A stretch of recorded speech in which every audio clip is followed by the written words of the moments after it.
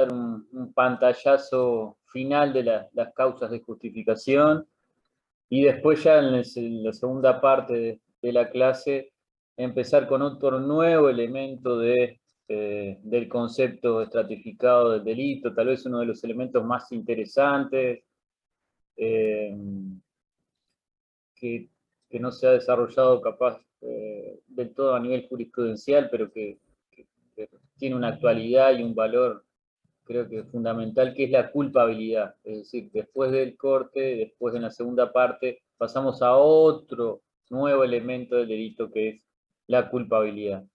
Pero vamos a intentar dar una especie de tráiler de la película con referencia a las causas de justificación.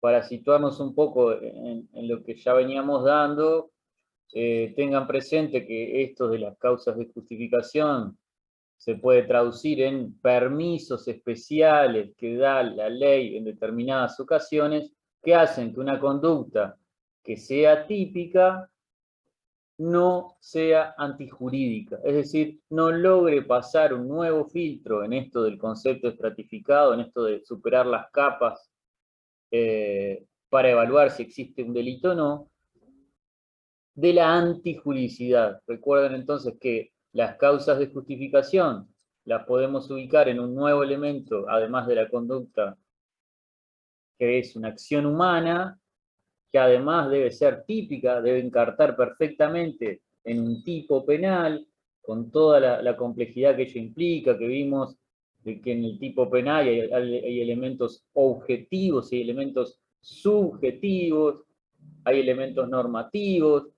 Recuerden las formas de imputación, el dolo, la culpa, la ultraintención, todos elementos subjetivos dentro del tipo, y a su vez, si esa conducta es típica, el siguiente nivel, el siguiente modo de análisis va a ser la antijuridicidad, es decir, si esa conducta, en definitiva, en una vinculación con todo el ordenamiento jurídico, es antijurídica, para lo cual dijimos que nos parecía bastante lógica la posición de entender que una conducta que es típica, es decir, que perfectamente se amolda a los requerimientos del tipo, puede presumirse que es antijurídica o puede decir que se induce que esa conducta es antijurídica, con excepción o salvo que el ordenamiento otorgue determinados permisos especiales,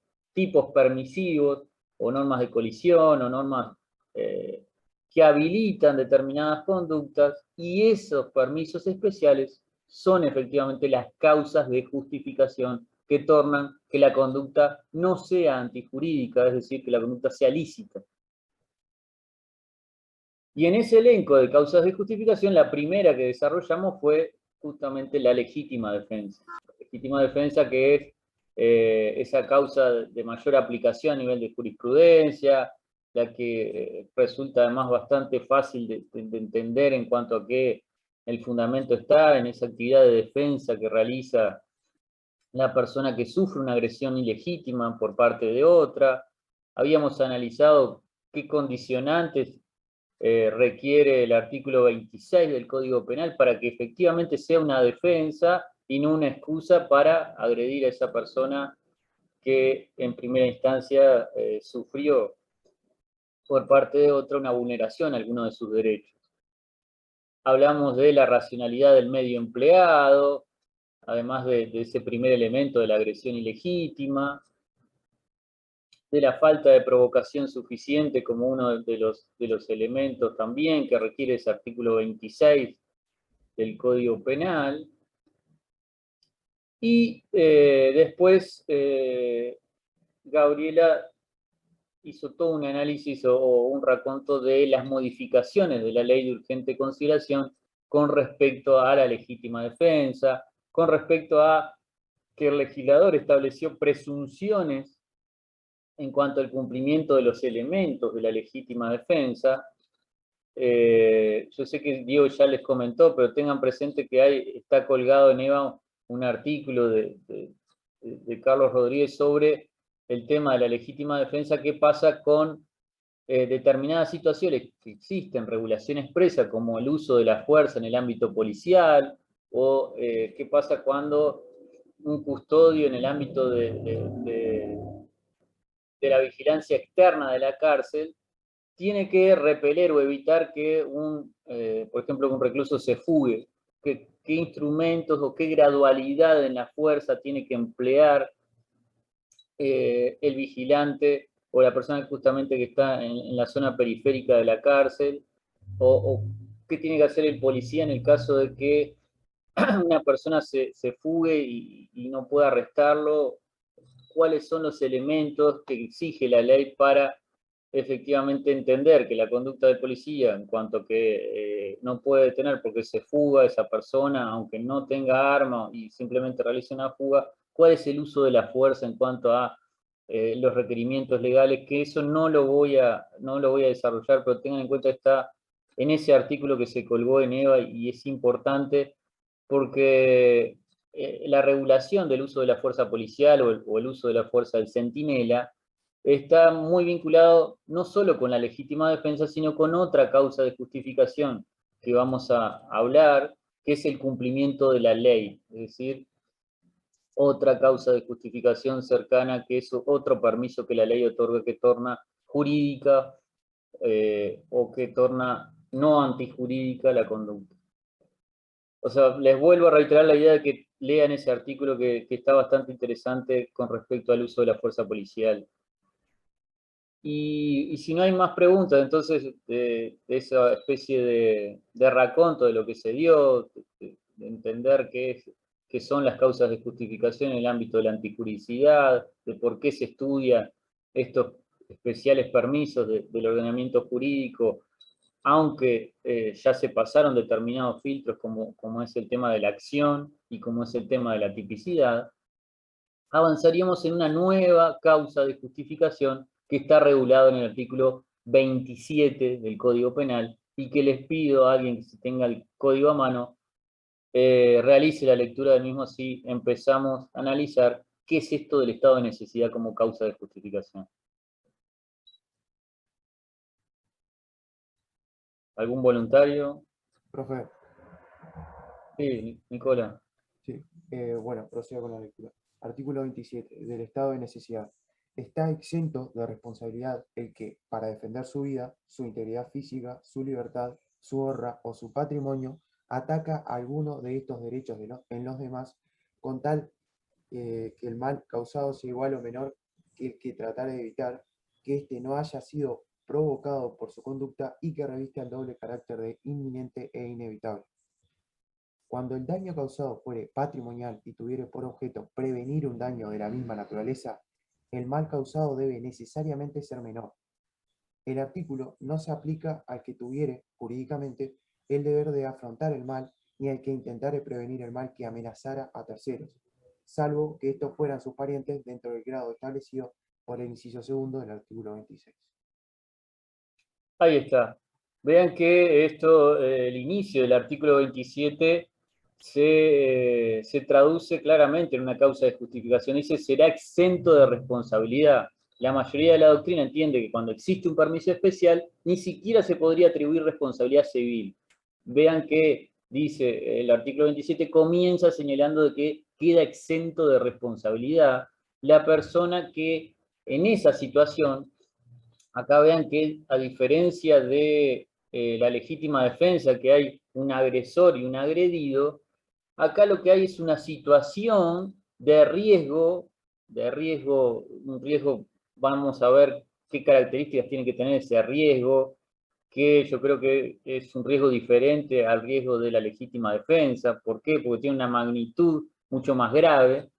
Un riesgo en el que están incursionados dos personas o dos bienes jurídicos o dos titulares de bienes jurídicos, y en la cual se va a imponer uno de esos bienes para salvarse de esa situación de un mal grave, inminente.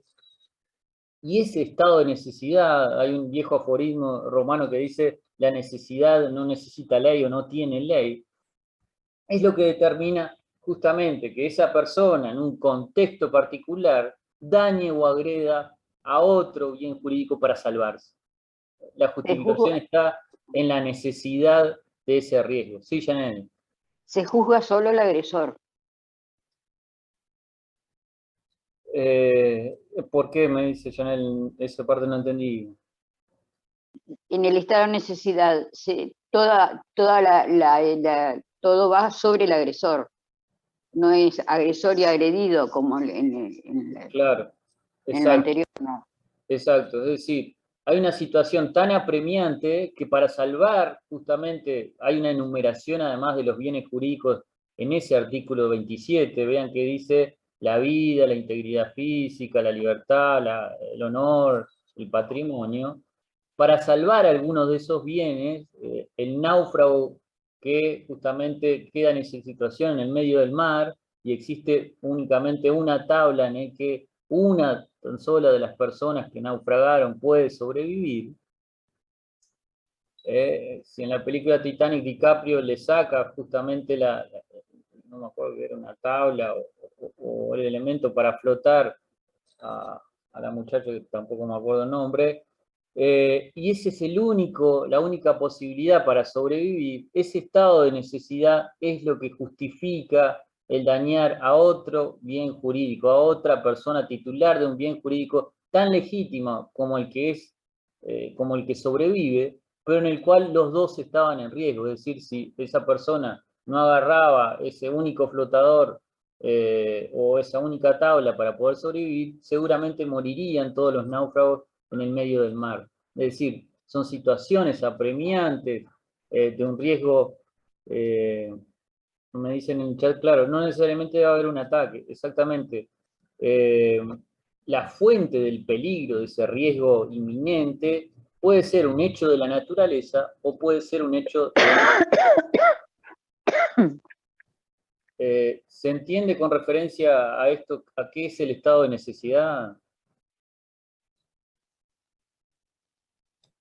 O sea, recapitulando, es un permiso especial que está regulado en el artículo 27, que justamente el fundamento es la necesidad. Vean que el mal tiene que ser un mal que está muy próximo o está inmediatamente a concretarse en alguno de esos bienes jurídicos, la vida, la integridad física, que puede ser la fuente un hecho de un tercero o un hecho de la naturaleza, y que lo que hace es, el derecho es reconocer la posibilidad de supervivencia ante un conflicto, una colisión de intereses en esa particular situación.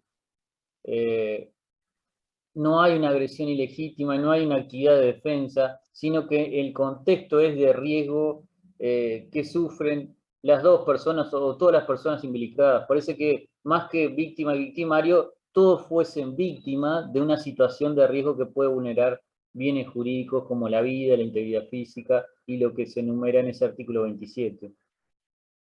Y acá vean que esa actividad o ese estado de necesidad sí va a estar regido por un parámetro que se hizo referencia en la legítima defensa o por una evaluación o una valoración que se hizo en la legítima defensa, que es la proporcionalidad.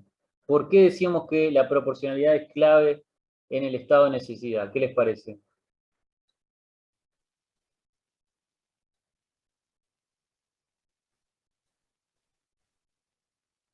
¿Qué pautas del artículo 27 o qué palabra del artículo 27 les da para pensar que el elemento proporcionalidad, en definitiva, tiene trascendencia jurídica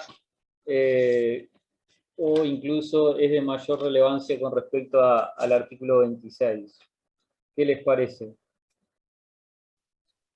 Puede ser que no haya sido provocado, porque eso me quedó como una gran diferencia con la legítima defensa. Con la legítima defensa, ahí sí falta, o sea, está como la provocación, y en el estado de necesidad es como que no, es como que es un hecho que se produce, pero sin la falta de provocación.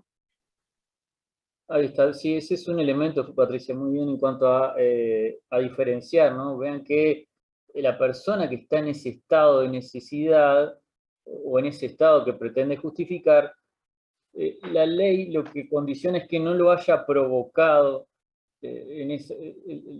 la persona, en el caso del náufrago, no puede ser el capitán que se olvidó de realizar una actividad esencial de navegación y por eso el barco se hunde. Es decir, la persona que quiera hacer valer una causa de justificación de estado de necesidad no puede haber provocado esa situación particular. Y eso claramente es una diferencia. Pero capaz que no la formulé muy bien la pregunta. Era en cuanto a que si uno analiza el artículo 27, la proporcionalidad en cuanto a cómo yo puedo salir de ese estado de necesidad, encuentra una regulación o una forma en el artículo 27. Pablo me está pidiendo la palabra. Puede ser la proporcionalidad respecto al mal causado, que no puede ser desproporcionado tampoco. Exacto, exacto. Creo que Felipe también, o en el chat hacía referencia. Nicola, la palabra. No, claro, profe, iba en línea también con lo que decía el compañero recién, o sea, porque en el estado de necesidad se entiende que el agente no dispone de otro medio menos ofensivo para evitar la lesión, y sin embargo la legítima defensa, según lo que habíamos tratado, la necesidad de alguna manera trata de justificar, digamos, los hechos, salvo que la lesión que se cause, ¿no?, sea más aberrante, ¿no?, en relación a lo que se evita, y por eso mismo que en el estado de necesidad se justifica solo la lesión menor que la que se evita. No sé si fui claro con eso. Ahí está.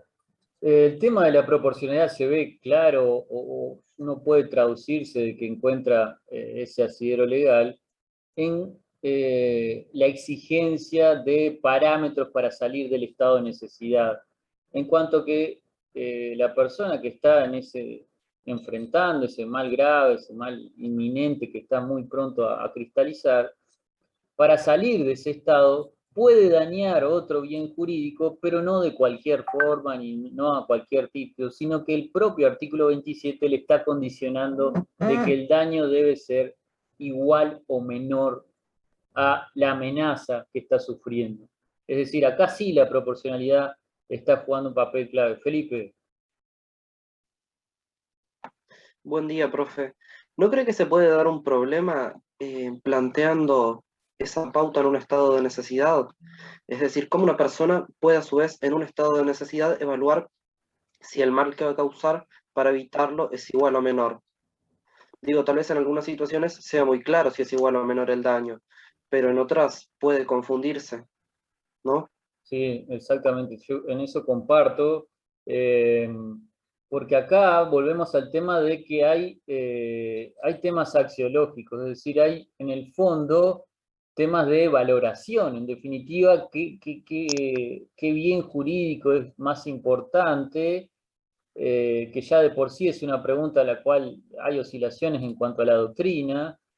Por ejemplo, siempre los extremos son claros. Uno puede decir, bueno, claramente dañar el patrimonio en comparación con la vida, hay una diferencia clara, pero siempre cuando uno se va arrimando a la mitad ya empiezan las dudas y realmente resulta complejo esto de calibrar los daños para enfrentar un riesgo. Es decir, cuando el riesgo que yo estoy sufriendo realmente es de tal magnitud que me habilite a dañar un bien jurídico, cuando decimos no existe una concordancia a nivel general de la doctrina, decir, bueno, esto sí claramente es más importante con respecto a esto, ¿cuál es el criterio para valorar el mal, ¿no? ¿Cómo valoro yo el mal en cuanto a, primero, distinguir qué bien jurídico es más importante con respecto a otro?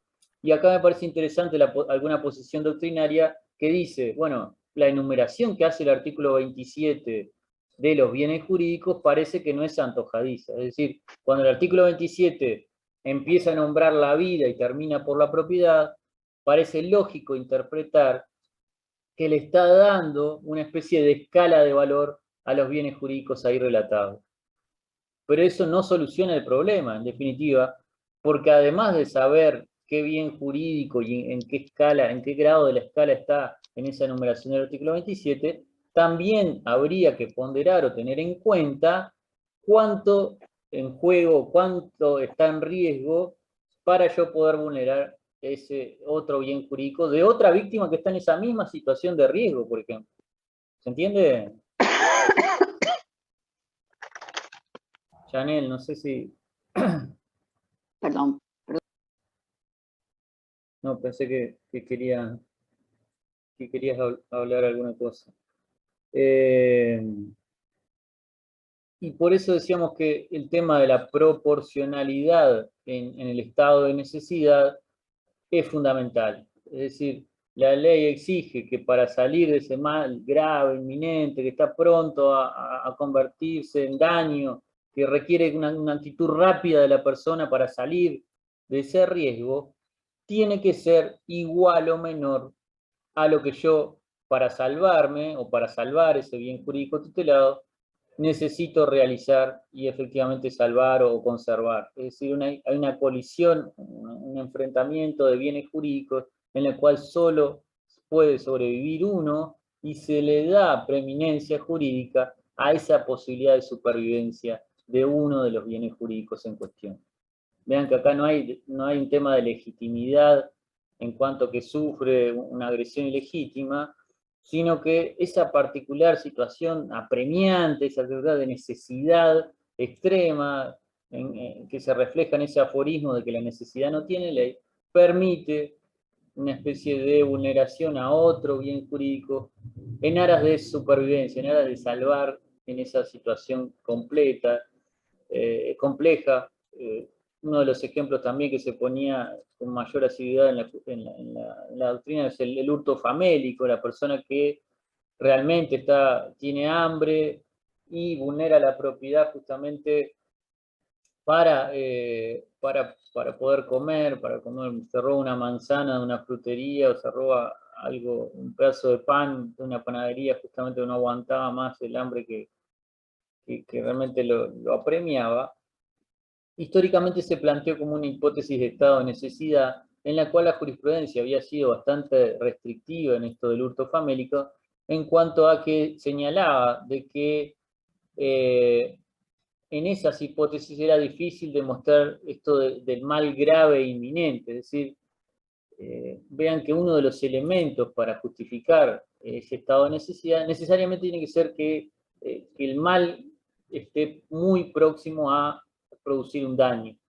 Y decían, bueno, en realidad en el hurto famélico siempre hay un margen de situaciones en que no se han agotado. Es decir, bueno, en realidad no era que estuviera a punto de morir, sino que tenía la posibilidad de ir a un comedor, la posibilidad de otras instancias antes de realizar esa actividad típica de hurto.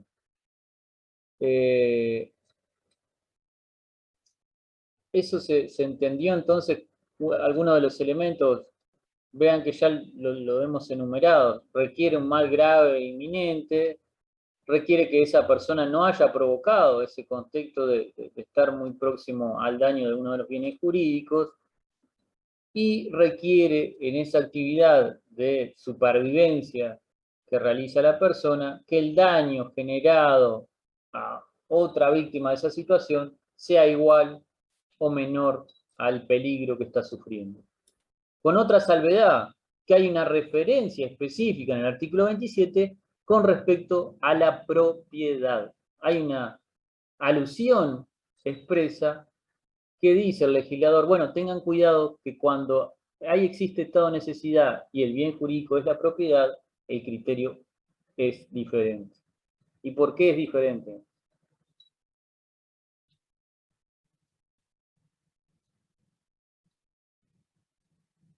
Sí, Pablo. A mi entender es por la misma razón que la anterior, la proporcionalidad. Sí, ahí está. O sea, no tendría sentido de que si que si estamos diciendo que existe como un orden de los bienes jurídicos más protegidos, por decirlo así, que si después de propiedad yo vaya y te agravie más de lo que podría haber causado. Ahí está. Ese es un buen punto en cuanto a que tengo que tener en cuenta que la enumeración que hace el artículo 27 parece que no es antojadiza, sino que impone una especie de escala de valores. Parece que lo que hace el legislador es, bueno, tengan en cuenta que cuando enumero la vida, la integridad física, la libertad, parece que fuera en degradé y que esa enumeración no es antojadiza y que implica una valoración axiológica de los bienes jurídicos. Pero además de eso, además de lo que dice Pablo, que tengo que analizar cómo hace la persona para sobrevivir y evitar ese mal grave e inminente que viene, ya puede ser de un hecho de la naturaleza, que puede venir de un tercero. ¿Qué pasa si a mí me persigue justamente alguien que pretende dañarme y yo en vez de enfrentar y defenderme, realizo una actividad de fuga y en esa actividad de fuga daño la puerta o daño la propiedad no sé, de otra persona involucrada? Y se supone que hay un riesgo a mi integridad física en el cual yo estoy dañando la propiedad de otra persona. Vean lo complejo que puede ser. O sea, en esa actividad de fuga que intento evitar una lesión física hacia mi persona, daño otro bien jurídico de una persona que no tiene nada que ver en ese particular contexto. No sé si alguien me pedía la palabra. Profe, Sí, una pregunta. Acá en este artículo usted hizo mención a que parte de la doctrina considera que, digamos, el orden de los bienes jurídicos se da en cuanto a que uno tiene un valor que prima sobre otro. Pero si nosotros recurrimos al artículo 7 de la Constitución, en el mismo se establece que esos mismos derechos, tales como la vida, ¿no? Libertad, seguridad, trabajo y propiedad, tienen, digamos, la misma protección, ¿no? O sea, se los equipara de la misma manera. Entonces, ¿cómo se podría, digamos, hacer la valoración teniendo en cuenta que la Constitución justamente prima sobre la ley, pero en este artículo de alguna manera se trata de primar la vida sobre la sociedad, te digo, sobre la propiedad, que personalmente considero lógico, pero el tema es que no entiendo cómo podríamos hacer, digamos, un balance entre estas dos normativas. sí, en cuanto a la escala de valores, en cuanto a la magnitud de los bienes jurídicos, existen las dos posiciones en referencia a si podemos hacer o no una especie de ranking de bienes jurídicos. Yo creo que una interpretación, sí, Felipe señala de que, bueno, en realidad con esto de las causas de justificación, el tema de la ponderación o el tema de la colisión o el tema del conflicto de intereses siempre está como que en el orden del día o arriba de la mesa.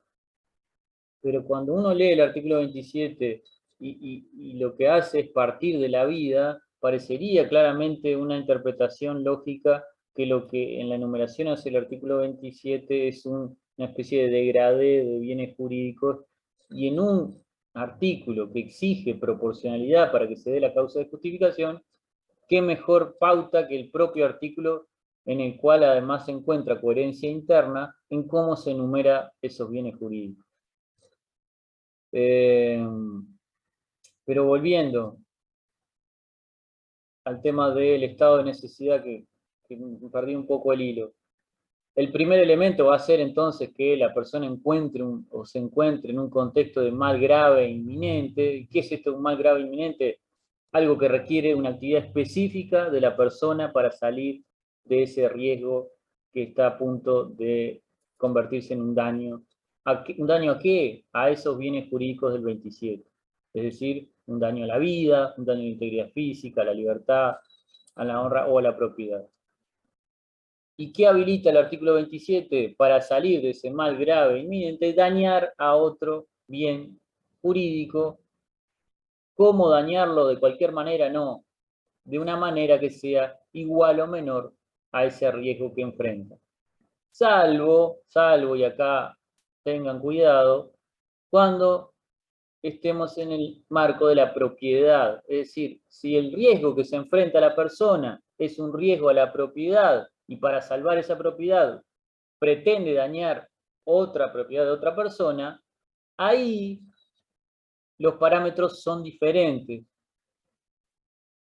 Ahí tenemos que abrir y prestar atención, porque no se habilita que sea igual o menor, sino necesariamente en materia de propiedad tiene que ser el daño menor a ese riesgo que estoy enfrentando.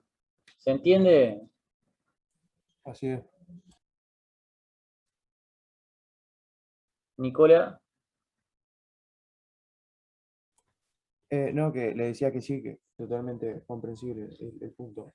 en el cual tratamos. ¿Alguna pregunta con respecto a ello?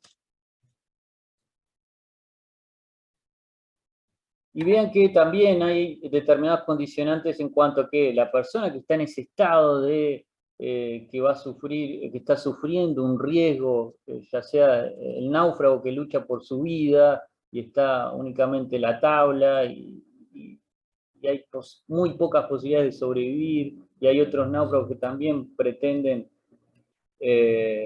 sobrevivir y no tienen opciones de justamente de llegar a ella o de salir de esa situación. Hay determinadas condicionantes del artículo 27 como en cuanto a que no puede haber provocado esa situación de riesgo, y a su vez hay una referencia con si tiene la obligación de evitar ese riesgo. Es decir, por ejemplo, ¿qué pasa con el bombero en el cual su función es neutralizar riesgos de una situación particular? O el salvavidas. Puede aducir, no, miren, existe un estado de necesidad, hay el riesgo de que de las llamas dañaran mi integridad física, por eso realmente no ingresé.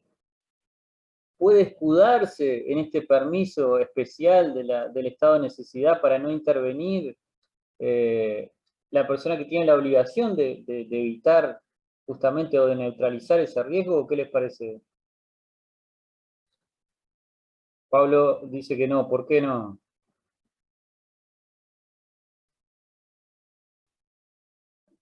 Y lo establece el mismo artículo, profesor, al final. Ahí está. Primero, Es como una si buena pregunta, una hubiera, buena respuesta. claro, si hubiera Me un encanta incendio eso. que un bombero diga, no, yo no lo salvé porque o sea, estaba en estado de necesidad, no tiene sentido.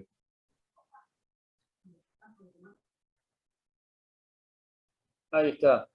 Y un poco también por esto que se señalaba, no me acuerdo quién, alguno de los compañeros que señalaban en qué difícil que es en una particular situación de riesgo o de necesidad, esto de calibrar cómo salgo o cómo sobrevive ese bien jurídico amenazado. Es decir, ¿cómo hago para sobrevivir en esa situación de riesgo?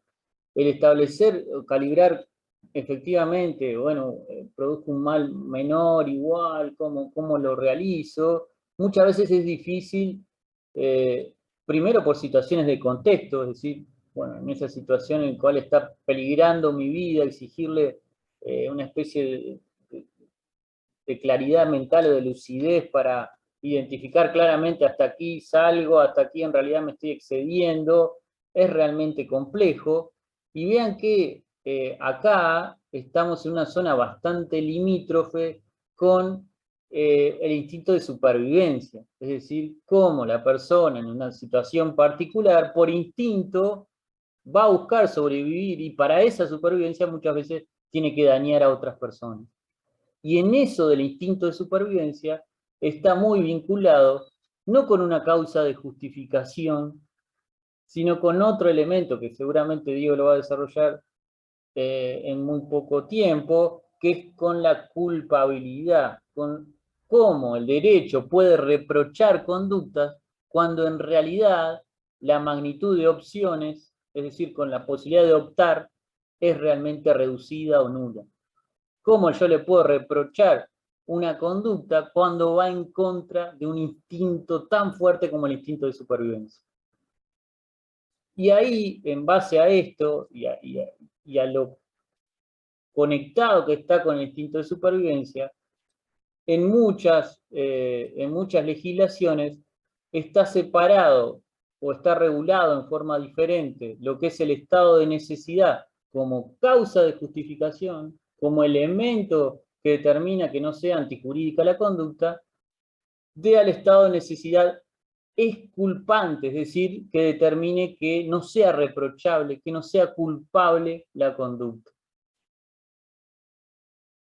Es decir, incluso en Alemania y había un proyecto de reforma del Código Penal acá en Uruguay que también que separaba el estado de necesidad justificante con respecto al estado de necesidad exculpante, tenía que ver justamente con eso, en señalar que en determinadas situaciones parecería que determina que la conducta no es antijurídica, y en otras en las cuales acá adquiriría relevancia esto de la proporcionalidad. ¿Qué pasa si yo para sobrevivir tengo que causar un daño que no sea igual o menor a ese mal que estoy enfrentando o a ese riesgo que estoy enfrentando? ¿Qué pasa si para sobrevivir en realidad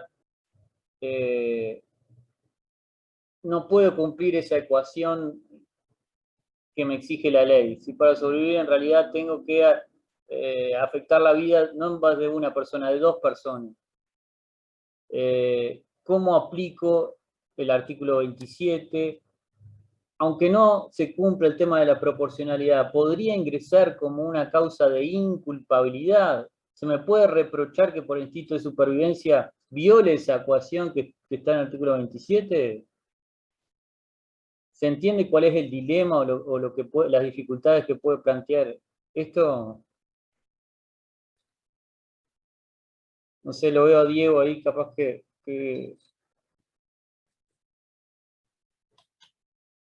No, con relación a esto de cuándo el estado de necesidad puede ser considerado una causa de justificación o una causa de exculpación, seguramente lo van a terminar de cerrar cuando terminemos culpabilidad. Eso por un lado.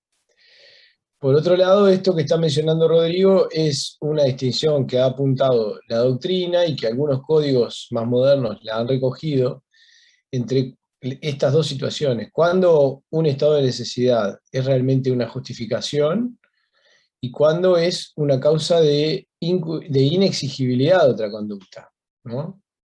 Entonces, cuando hay, el ejemplo que se pone siempre acá es el del náufrago, ¿no?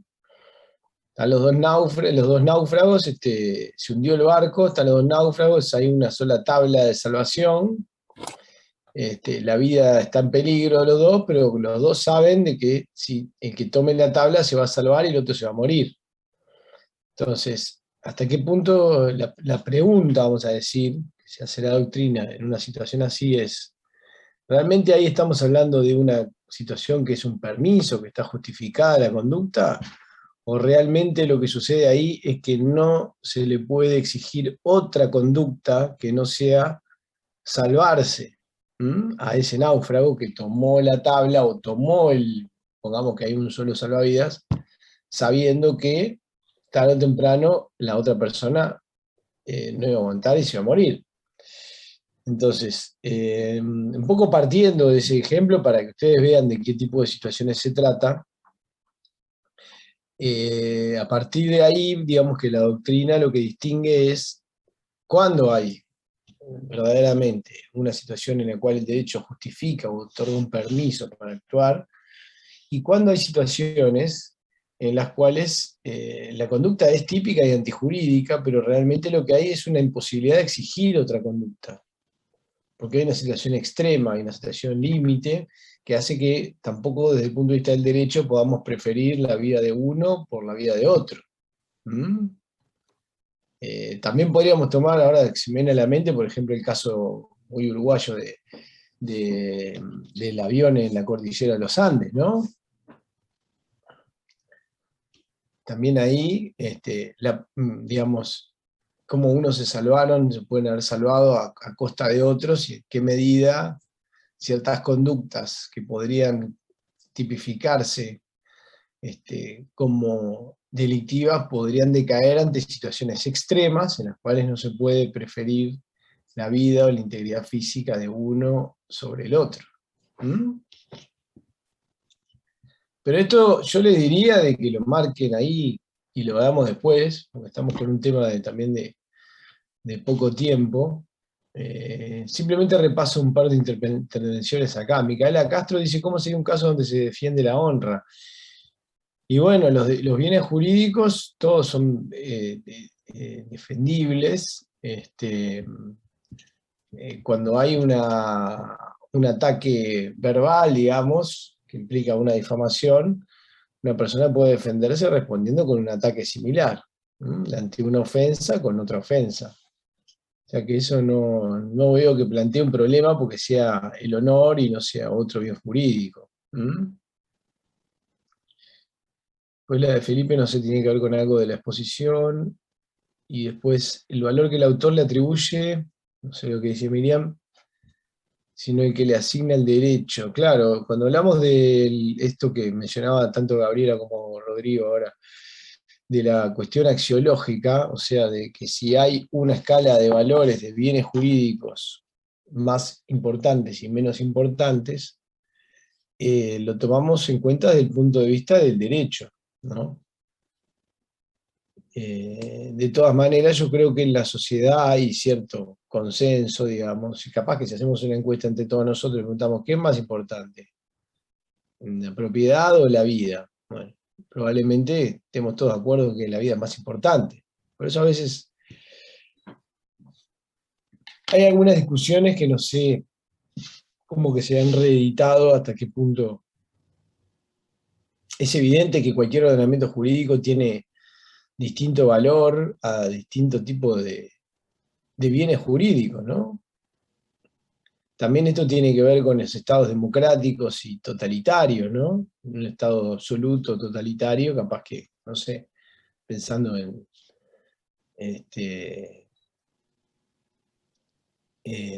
los regímenes de dictaduras, ¿no?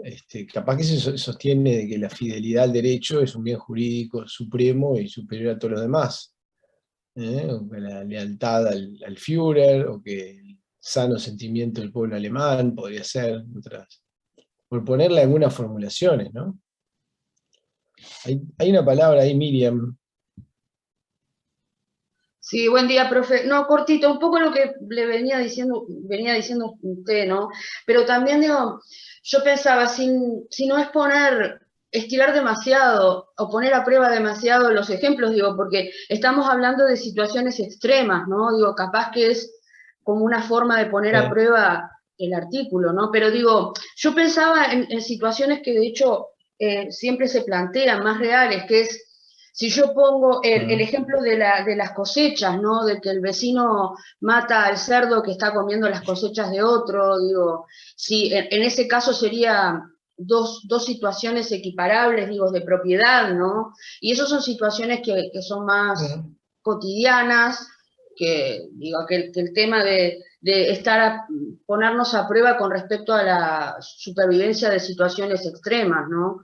Digo, me parece que en el caso de los ejemplos de cuando nosotros estimamos que es un mal inminente o un mal que nos pone en peligro, digo, también significa poner ejemplos más cotidianos, ¿no? Como ese, de las cosechas, o el ejemplo que pone Zaffaroni con respecto a, que no es tan cotidiano, del pequeño rasguño, dice, en un dedo que sacrifica una obra de arte, dice, entonces en ese caso tampoco sería un estado de necesidad. No sé, porque los ejemplos que estaban poniendo eran un poco como muy el naufragio, cosas así, digo, que me parece que son un poco extremos, ¿no? Sí, son ejemplos, es el ejemplo del náufrago, es el ejemplo clásico que lo van a encontrar en los manuales y por eso lo menciono. Y a veces los ejemplos nos sirven para pensar los temas, más allá de que puedan ser no de situaciones de todos los días, ¿no? Acá lo que es importante que ustedes entiendan es cómo funciona el instituto y cómo se distingue. Quedó congelado ahí, Rodrigo, no sé si está sin Quedó conexión. choqueado, profe, por lo que dije. No es una crítica, digo, lo digo porque me parecía que con el ejemplo del naufragio o el ejemplo horrible de los Andes o el de Moby Dick, yo que sé, hay tantos ejemplos en la historia de gente que hizo, que se comió a otros seres, digo, no, era un poco extremista, pero hay como ejemplos más cotidianos que me parece, a mí al menos, el ejemplo de las cosechas, digo, matando el cerro del otro, digo, me pareció mucho más diario, digo, algo que puede pasar, o que yo para salvar una propiedad, algo mío de mi propiedad, rompa un cerco de alguien o rompa la propiedad del otro, digo, que es un ejemplo que también se pone mucho en responsabilidad civil, digo, no sé, me parece que nos pone siempre como un ejemplo claro, ¿no? Y disculpe si de repente no estaba relacionado. Me parece perfecto. Lo que ustedes tienen que entender en cuanto al estado de necesidad y la diferencia con la legítima defensa es que en el estado de necesidad hay un peligro actual para uno de esos bienes jurídicos, que uno comete un delito, digamos, para salvar esa situación de peligro. Hay una situación de peligro preexistente, ¿ok?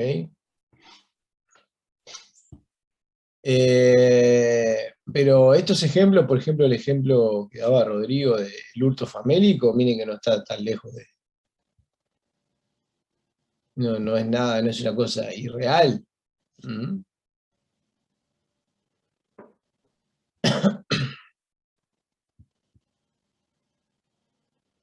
Sí, Igual de todas maneras, digamos, perdona la interrupción, digo, pero hay estadísticas que consideran que las personas generalmente, y corríjame si no es así, que las personas generalmente no hurtan por necesidad, digo, hay estadísticas, ¿no? Pero de todas maneras, sí, en el caso No, a extremo. ver, no. No estoy yendo a la estadística, estoy diciendo que no es un caso de laboratorio. No estoy diciendo que la mayor parte de la gente cometa hurtos por necesidad, ni famélicos. Pero de los ejemplos que tú manejás, Miriam, también. Cuando vemos en situaciones de ofensas o de ataques al patrimonio, lo vemos más claro cómo funciona capaz. Pero también esos ejemplos pueden servir para comprender el estado de necesidad. No sé si tenía la palabra Pablo, Rodrigo, no sé si hacemos acá un corte o como quedó congelado, no sé bien si llegaron a dar consentimiento o hacemos el corte y después arrancamos con... como quieras, Diego, si te parece avanza un poquito más, por lo menos. Te quedaste congelado, no sabía si... ¿Andás ahí? ¿Diste consentimiento ya? No, todavía no. Ni Bueno. ni cumplimiento de la ley, o sea, por eso quería meterle algo. Bueno, metámosle eso, sí. Está. Bueno, ¿Querés hacer un corte o querés seguir? como quieras, Diego, si te parece así un poquito. Dale. Bueno, como tráiler, antes le decíamos la sinopsis de la película, ahora no sé, será el tráiler. Con respecto al estado de necesidad, dejaríamos un poco con los elementos aquí finiquitados, entonces recuerden la relevancia de la proporcionalidad, el mal grave inminente, la situación de que no tiene que haberse provocado por parte del sujeto que intenta supervivir o sobrevivir en cuanto a los bienes jurídicos atacados. Y tengan en cuenta eso, que la función o la tarea de evitar el riesgo, como el caso del bombero, como el caso del salvavidas, también adquiere relevancia y no puede escudarse justamente en un estado de necesidad cuando realmente tenga esos oficios particulares. Me interesa que alguien me lea el artículo 28, si lo tienen a mano, que involucra otro especial permiso, que es el cumplimiento de la ley. Un cumplimiento de la ley que vamos a ver que tiene como hipótesis un espectro bastante más amplio de lo que sería ley o que sería normativa. Nicola. Artículo 28, cumplimiento de la ley.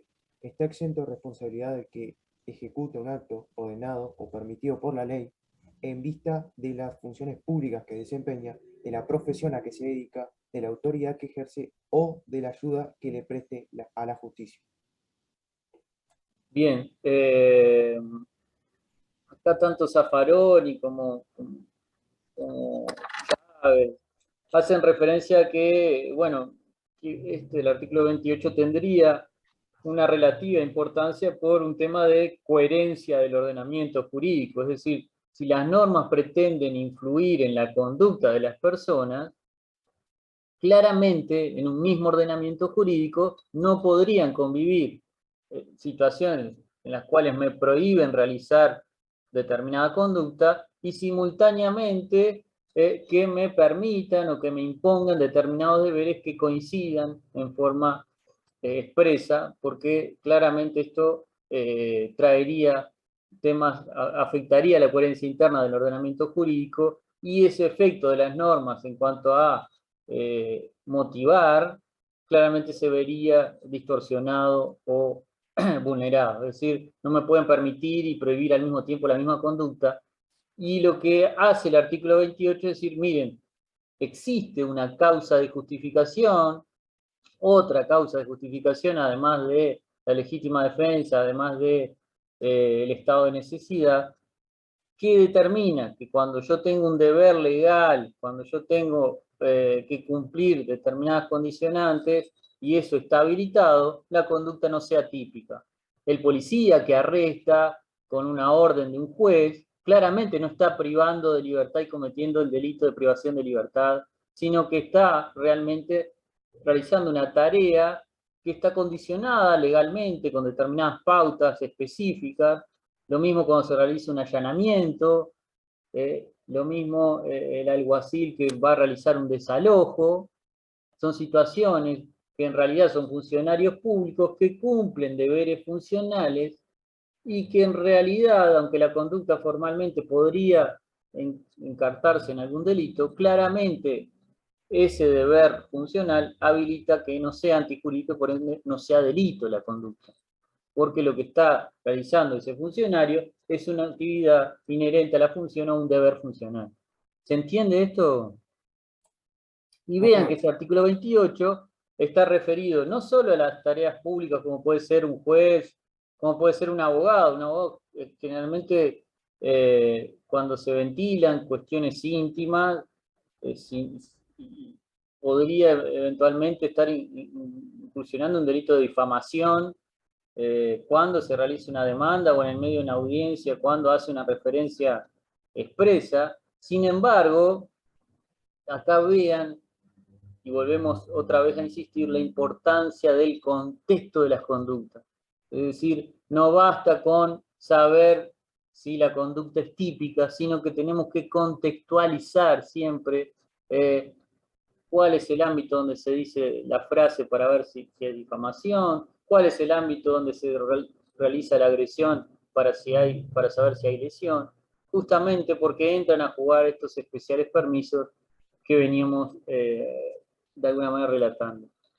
Y vean que el artículo 28 habla a las funciones públicas, y están esos ejemplos que habíamos señalado, a las tareas, qué pasa con el periodismo y la libertad de expresión como derecho constitucional. Es decir, son tareas en las cuales tienen un amparo constitucional y a su vez la realización de esas tareas puede vulnerar eventualmente el honor de ciertas personas. ¿Cómo equilibrar? Porque en el fondo esto de la colisión, es decir, cuando entran en confrontación bienes jurídicos, es la clave muchas veces de los permisos. Eso ya lo habíamos señalado.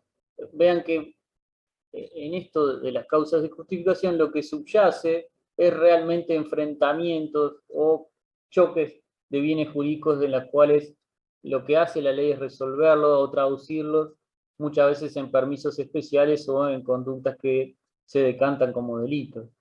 Y el periodismo y el ejercicio del periodismo yo creo que es un ejemplo claro porque ha evolucionado la legislación de lo que era en 1934, el valor que tenía, acá también vean cómo la sociedad y las pautas legislativas van cambiando, el valor que tenía el honor como bien jurídico claramente es diferente a lo que es hoy el honor, ¿no?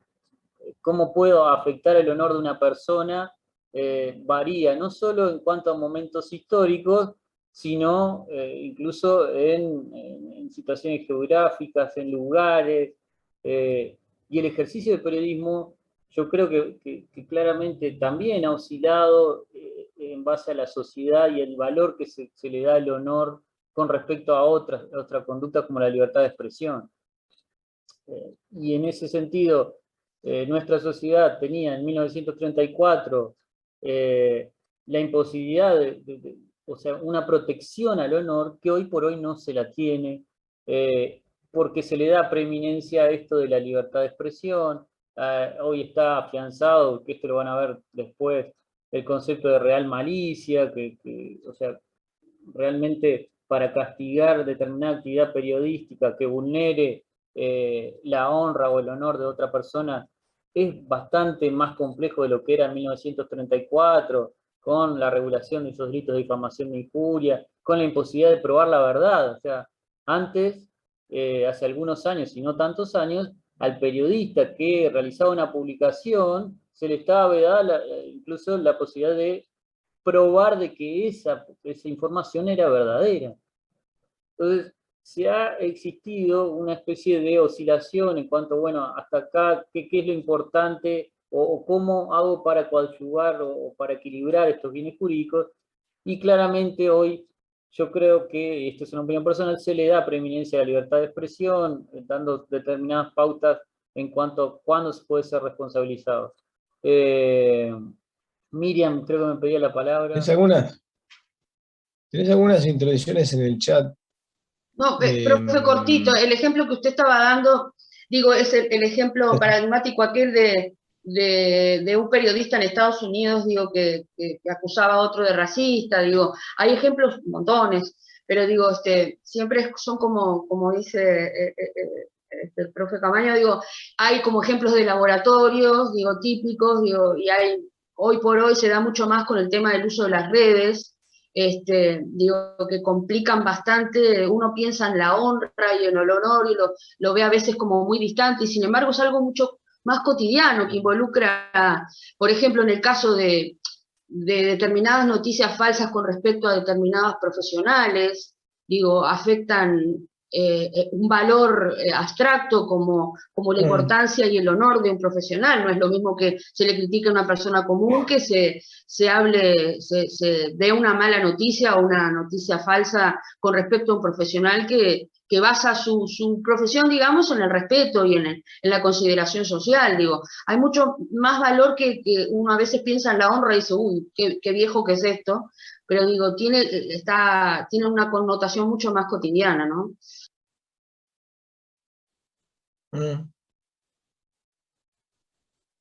Sí, igual eso en profundidad lo vamos a ver en el curso de parte especial, cuando veamos los delitos de difamación, para ver bien cómo funciona todo esto. Acá por lo pronto la idea es que ustedes entiendan que el concepto de esta causa de justificación, que es el cumplimiento de la ley,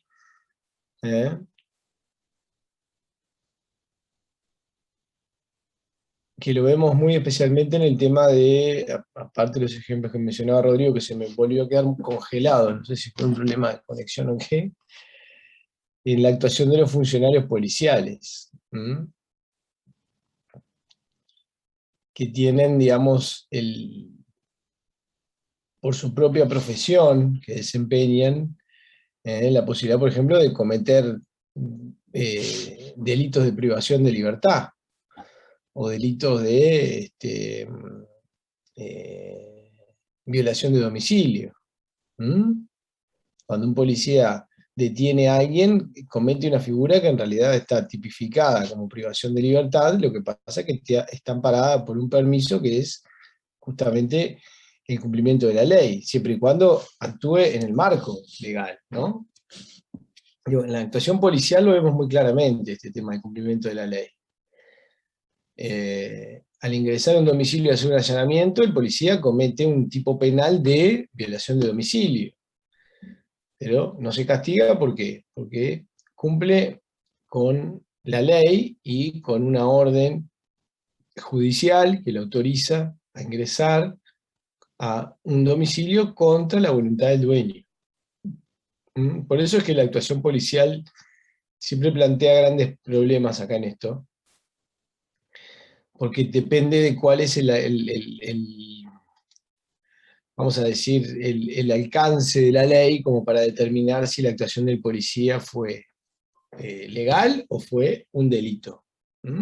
Si un policía detiene a una persona en forma arbitraria, comete un delito de privación de libertad. En cambio, si lo detiene conforme a los requisitos legales o a los parámetros legales, no comete ningún delito. ¿Por qué? Porque está actuando en cumplimiento de la ley. ¿Pero comete una acción típica? Sí. Comete una acción típica que es privar a alguien de su voluntad, o comete una acción típica que es ingresar a un domicilio sin autorización del dueño. Por ponerles dos ejemplos, ¿no? Ahora, esa actuación típica o esa acción típica es antijurídica, no en la medida de que el funcionario policial actúe en el marco legal. ¿Por qué? Porque está amparado por esta causa de justificación que es el cumplimiento de la ley. Esto es un ejemplo muy grueso, a grosso modo, para que ustedes vean cómo funciona esto. ¿Mm?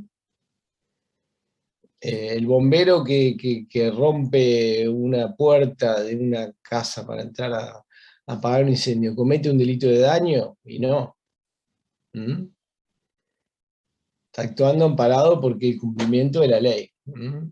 Es verdad que hay algunos autores que lo miran esto, no tanto relacionado con la antijuricidad, sobre todo Zaffaroni, con la idea de la tipicidad conglobante, pero yo diría que eso es un poco, es una construcción doctrinaria que ha tenido poca repercusión, digamos, en la jurisprudencia, y que ustedes lo pueden además mirar ahí en la obra de Zaffaroni. Zaffaroni dice hay que mirar la tipicidad conglobante en el sentido de en el conjunto del orden jurídico, y entonces soluciona algunos temas que tradicionalmente los vemos acá, como de cumplimiento de la ley, dentro de las causas de justificación, en el ámbito de la tipicidad, pero con esa idea de esa tipicidad conglobante, como diciendo, bueno, lo que, si hay una orden judicial que permite, porque hay un marco legal que habilita a un juez a dictar una orden, en violación de determinado bien jurídico, una orden que implica detener a alguien o allanar una vivienda, que implica cometer un delito, el policía que cumple esa orden no cometería un acto típico en este sentido de la tipicidad conglobante, porque tiene un permiso que es la orden judicial. Es un enfoque doctrinario, pero ya les digo, me parece que tendríamos que, en esto, para hacerlo más simple, por cuestiones de tiempo también, enfocarlo en un punto de vista clásico, vamos a decir, o tradicional, que es esto, que es dentro de hipótesis de cumplimiento de la ley, porque si no estaríamos estirando tanto la tipicidad que ya la antijuricidad quedaría chiquitita. Tiene, no sé, Nicola, levantada la mano, no sé si es porque quiere decir algo o porque quedó levantada. Sí, es corto igual por el tiempo. Pero yo tenía entendido que en realidad cuando en los supuestos de que la autoridad estatal ejerce justamente la coerción directa sobre las personas o los bienes, como pueden ser esos casos que te mencionaba, detención, allanamiento, etc., su intervención legal debe ser atípica, ¿no? Porque está cumpliendo un deber jurídico. O sea, obviamente que solo se va a justificar de alguna manera la resistencia del habitante cuando la conducta del funcionario, digamos, sea de alguna manera arbitraria, ¿no? O sea contraria a ese deber. Porque ahí sí estaría actuando ilícitamente y incurriría en una agresión ilegítima. Sí, sí, lo que pasa es que cuando decimos atípica, en realidad bueno, daría para mucho, pero es un poco complicado porque desde el punto de vista de la adecuación de una conducta a un tipo penal se adecua perfectamente. El policía que va y detiene a alguien en la calle sabe que está frente a una persona que lo está privando de libertad, que lo está privando de libertad contra su voluntad, que le va a poner esposas si la persona se va a resistir porque no quiere y detenida a una comisaría, sabe que está cometiendo un tipo penal, pero sabe también que esa conducta está justificada porque la ley lo ampara a hacerlo en la medida de que actúe, siempre partiendo del supuesto, dentro del marco legal. Entonces, decir que eso no es típico, me parece que es un poco distorsionar la cosa, porque como adecuación a un tipo penal lo es. No sé qué piensa Rodrigo, pero es adecuada a un tipo penal. Yo estoy de acuerdo, digo, para mí es típica y claramente, y además quería destacar algo que vos señalabas, digo, con referencia a que siempre dentro del marco legal, porque vean, con respecto a los allanamientos, podría existir una orden expresa del juez fundada que aparentemente cumpla con todos los requisitos, y eventualmente si se hace por la noche o si se hace unos minutos después de ocultado el sol, Claro. claramente esa actividad que en principio tenía apariencia en cuanto a que era una orden judicial, que aparentemente estaba bien fundada, deviene o decae por incumplir uno de los deberes o de los condicionantes legales para cumplir esa actividad, que el allanamiento sea por el día, digamos, durante el día y que no pueda ingresarse. Entonces vean la importancia, primero de los detalles en cuanto a los casos, cómo un detalle te puede cambiar, y otro con referencia a que ese cumplimiento de la ley tiene que ser estricto y tiene que ser a cabalidad en el marco de los deberes funcionales que señalaba Diego, ¿no? Mm. Hace poco, perdón, en una sentencia, en una segunda instancia, se revocó una sentencia porque por 2 minutos en la hora de salida del sol, en la que había entrado la policía, que entró 2 minutos antes, se comprobó y bueno, el juicio se anuló. Ujú. 2 minutos, no sé, parece que Sí, es un caso que entraron en horas de la noche. sí, en hora de la noche.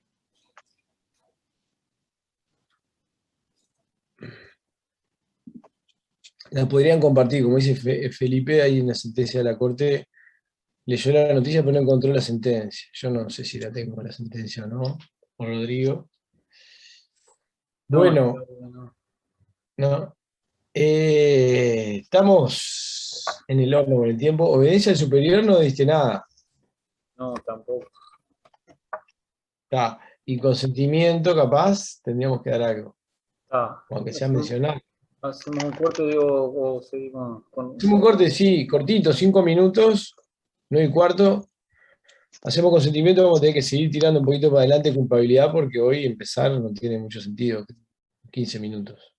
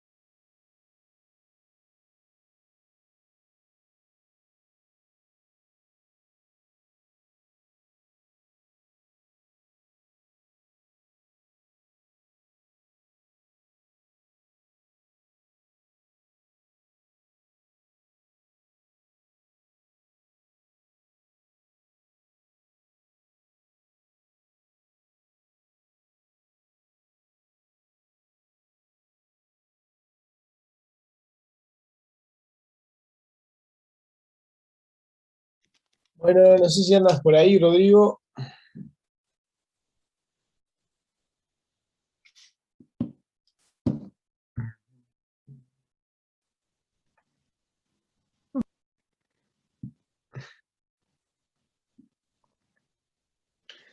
Si no, aprovecho para ir comentando algunas cositas sobre el tema del externo, porque también estamos un poco corridos con eso.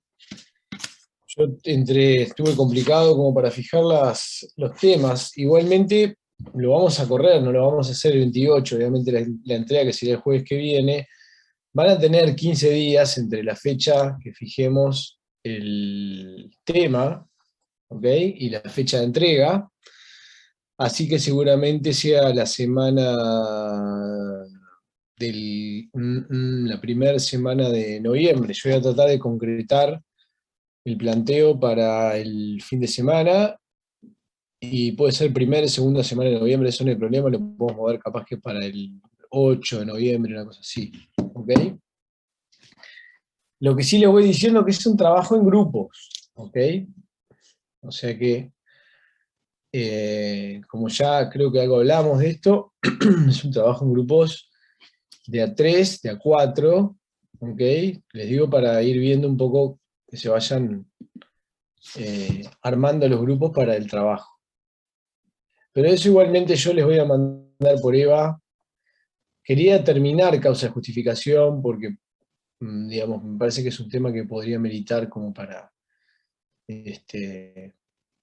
plantear para el externo.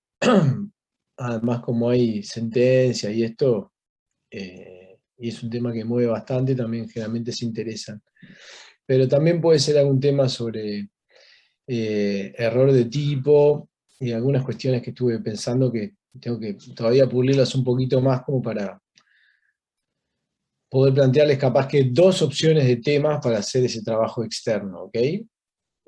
Pero no se preocupen, lo que les quería decir con el tiempo, porque van a tener 15 días a partir de que se publique en EVA el tema, la entrega, ¿ok? Lo que sí, un trabajo grupal. Bueno, Rodrigo, ya veo que estás ahí de nuevo. Vamos a darle estos 10 minutos y vamos a tener que arrancar culpabilidad y imputabilidad la clase que viene. No pasa nada. Perdón por el tiempo ahí que a veces... Todavía estamos dentro de lo posible, digamos. Bueno, eso es importante. La idea entonces de hoy fue repasar los titulares del estado de necesidad. No sé si ando yo con problema de conexión. Dale nomás. Perdón que ya no te veo, digo, te veo congelado y no sé si... un raconto entonces de lo que vimos lo que era el estado de necesidad, los elementos, hablamos entonces de qué era esto del cumplimiento de la ley, que tenía que ver justamente con la coherencia del ordenamiento jurídico, que el cumplimiento de la ley a su vez tenía mucha vinculación con deberes funcionales en ocasiones, como el caso en materia policial que era muy patente, o como el alguacil del juzgado que va a realizar un desalojo y está autorizado a realizar una conducta que en principio claramente encarta en un tipo penal. Vean que además de ese artículo 28 habla de la colaboración que cualquier persona realiza a la justicia, y aquí creo que tiene una reminiscencia con lo que es el arresto ciudadano, es decir, cuando una persona detiene flagrante, en forma flagrante, es decir, en el momento mismo, con las manos en la masa a otra persona, que no necesariamente tiene que ser un policía. Esto de la detención y de colaboración con la justicia también queda comprendido en esto del cumplimiento de la ley. Pero en estos últimos minutos, la idea es hacer alguna referencia sobre qué pasa cuando existe un consentimiento válido de la persona ofendida. Vamos a leer, si alguien tiene a mano, el artículo 44 del Código Penal. Vean que está situado en el marco de las causas de impunidad, es decir, situaciones en las cuales ya estaría configurado el delito y lo que se excluye es la sanción, es decir, es el castigo. Alguien que por favor lea el artículo 44. ¿Lo leo? Sí. Dice, no es punible la lesión causada con el consentimiento del paciente, salvo que ella tuviera por objeto sustraer al cumplimiento de una ley, o inferir un daño a otros. Ahí está, vean que de la propia redacción habla de que no es punible, parecería exigir en definitiva la configuración del delito y está referido a la punibilidad, es decir, a un elemento bastante posterior, es decir, cuando ya estaría configurado el delito y lo que se focaliza es la sanción. Yo creo que el lugar y la doctrina ha reconfigurado, reconducido esto del consentimiento del ofendido a las causas de justificación, a esos especiales permisos, y parece más coherente que el consentimiento del ofendido, es decir, el titular del bien jurídico por el cual se realiza el delito, en este caso el titular de la integridad física, presta su consentimiento para la agresión, sería en definitiva más lógico interpretarlo como una causa de justificación y no como una causa de impunidad. Vean además que ese artículo 44 está condicionado a que ese consentimiento a su vez no sea con fines ilícitos o con fines específicos, y aquí me viene a la mente la película del Carancho, ¿no? Aquella persona que consentía que la dañaran, que le provocaban una fractura para cobrar, por ejemplo, el precio del seguro. ¿Qué pasa en esos casos? ¿Qué tiene que ver el 44 con el Carancho? ¿Qué les parece? Que no va a ser punible, porque en ese caso la lesión que se le realiza al individuo. Disculpen que no escuché, Ojeda. No, que no va a ser punible en ese caso la lesión que les fueron causada al individuo, porque justamente otorgó el consentimiento para que se le Ahí realice. está, una primera interpretación puede decir, bueno, existió consentimiento, no es punible, pero ¿qué pasa con esa parte final del 44 que dice, bueno, si ese consentimiento está dirigido a determinados fines, ojo al gol que esto no operaría o esto tendría efectos relativos? Janel, me pedía la palabra. No, porque en el caso del Carancho, él igual lo autorizaba, pero el daño estaba hecho. Él igual se tiraba sobre el auto, pero el daño estaba hecho. Claro, acá la hipótesis de consentimiento es que la persona le dice, sí, pegame y efectivamente sé que me vas a provocar la fractura, te estoy autorizando. La doctrina Sí. además es contexto, o sea, están de acuerdo en que ese consentimiento tiene que ser previo o concomitante, es decir, al mismo momento que se consume el delito, o sea, en ese interín, no posterior, porque no tiene razón de ser que yo le diga así, pegame cuando ya tengo una fractura expuesta de tibia y peroné, no tendría sentido, es decir, el momento de prestar el consentimiento es importante, después va a ser todo un tema de prueba si no existía, cómo era ese consentimiento, si era válido o no, en qué condiciones realizó, pero tengan en cuenta, y pido otra vez leer el 44, Patricia, si lo tenés a mano, Sí, lo leo de vuelta. sí. No es punible la lesión causada con el consentimiento del paciente, salvo que ella tuviera por objeto sustraerlo al cumplimiento de una ley o inferir un daño a otros. Claro, vean que ahí el fin pareciera estar justamente circunscrito a esas condicionantes, es decir, primero sustraerse, es decir, provocar un precio, provocar el cobro justamente de un precio indebido del seguro con una actividad ilícita. Es decir, ese consentimiento está reconducido a un fin en el cual le está diciendo el artículo 44, el consentimiento es válido, pero tengan en cuenta que no puede estar dirigido a dañar a un tercero o a provocar otros fines. Eso, sumado a un dato adicional, y es que el hecho de realizar esa actividad, existe un tipo penal específico, lo van a ver después en la parte especial, que claramente determina que ese consentimiento en definitiva podría estar desvirtuado por un tipo penal cuando se busca tener un fin indebido, un daño a un tercero y el cobro de justamente del seguro en forma ilícita. Entonces ese consentimiento debe estar no abarcado por esos fines ilícitos. Tengan entonces en También cuenta... hay, perdón, Sí. perdón que te interrumpa ahora que estabas hablando. También hay muchos tipos penales, que ustedes lo van a ver el año que viene, que tiene una expresión que es el sin justa causa. el que sin justa causa revelar un secreto, por ejemplo, o hay otros, es una referencia a la antijuridicidad y de alguna manera también, en cierta medida, a este tema que estamos viendo ahora. O sea, el que no tenga una justificación como para cometer una determinada conducta que está tipificada como delito, y eso está dentro de algunos tipos penales mencionados. No es estrictamente, directamente sobre temas de consentimiento, pero les quiero decir, porque nos quedan 3 minutos, de que también hay referencias al tema de la antijuridicidad, a veces en el propio tipo penal, o a la justificación de la conducta mediante el uso de esa expresión, el que sin justa causa, tal cosa, tal otra. Por supuesto que si hubiera consentimiento, tampoco hay un delito. Por ejemplo, si pensamos en la revelación de secretos, también es un delito contra la voluntad del dueño, como en el ejemplo que veíamos recién.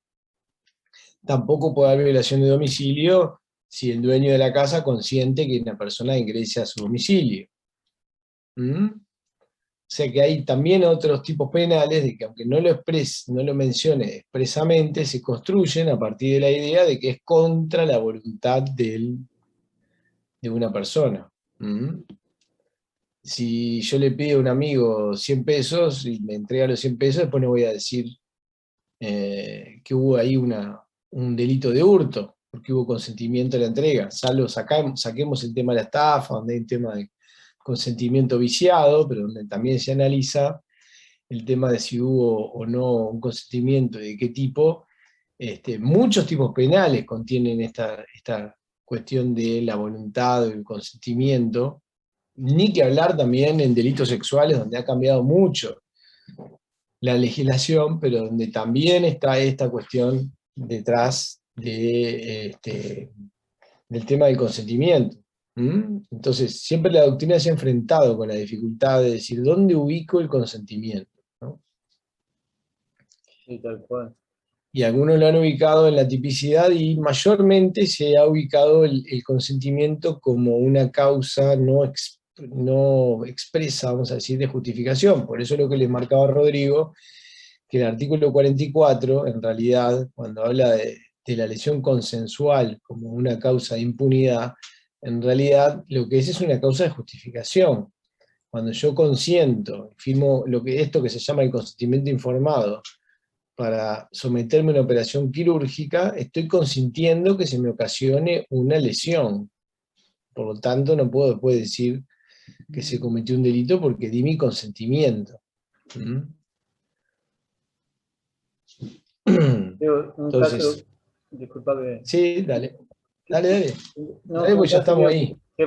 Simplemente como para plantearlo, que creo que no me acuerdo, en alguno de los manuales estaba, ¿qué pasa si el consentimiento es durante la acción delictiva? O sea, ¿qué pasa?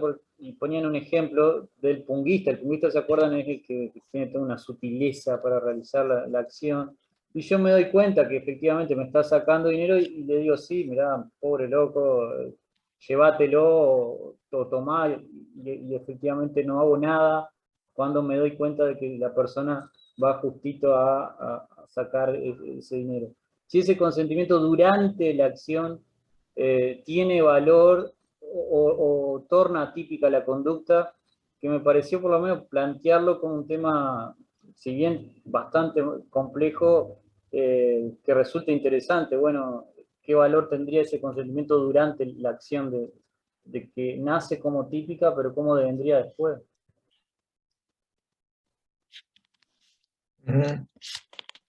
Bien. Bueno, esto además no quiero terminar sin decir de que, cambiando radicalmente de tema, perdón, pero estamos ahí con muy poco tiempo ahora como para poder terminar de dar todos los temas y cada uno que irían acá, que lean el artículo sobre presunción de legítima defensa policial, que también tiene que ver con el cumplimiento de la ley, el artículo de Carlos Rodríguez, de nuestro ayudante, que no pudo acompañarnos lamentablemente en estos días, y cualquier consulta la pueden dirigir directamente a él. Pero bueno, con esto yo creo que estaríamos terminando y cerrando. Le dedicamos 2 clases más de la que teníamos prevista al tema de causa de justificación y antijuridicidad, pero son temas importantes, son temas prácticos, son temas que se presentan en la realidad. Es importante que ustedes sepan ubicar los problemas, dónde van. Digamos, gran parte de comprender la teoría del delito implica eso. ¿Qué es lo que estoy discutiendo? ¿Dónde estoy situado? ¿Cuáles son digamos, los parámetros de la discusión en este momento? Así que bueno, a partir del martes vamos a empezar con el siguiente elemento, como le decía Rodrigo, el último, de la teoría del delito, que es el de la culpabilidad. En realidad sería el penúltimo, porque después está la punibilidad, que estrictamente no integra el concepto de delito, pero que también lo tenemos que tomar en cuenta, dado que en definitiva lo que importa va a ser que esa acción típica antijurídica y culpable sea punible, porque si uno es punible no se va a castigar, y eso también lo tenemos que tomar en cuenta. Pero como las causas de impunidad tienen que ver más bien con cuestiones de política criminal del legislador, que pueden además y que de hecho varían con el tiempo, la doctrina las ha excluido de la noción de delito. Esto lo vamos a ver un poquito más la clase que viene, pero lo que sí les digo es que tengan en cuenta que empezamos ya con la culpabilidad, ¿ok?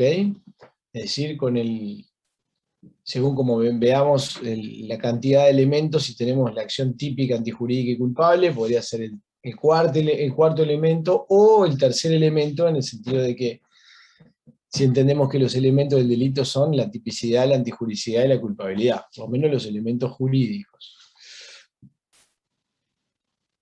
¿Ok? Pero ya con esto, creo que cuando terminemos de dar culpabilidad, si ustedes siguieron las lecturas, naturalmente, del curso, van a poder cerrar y comprender un montón de los temas que hemos visto hasta ahora.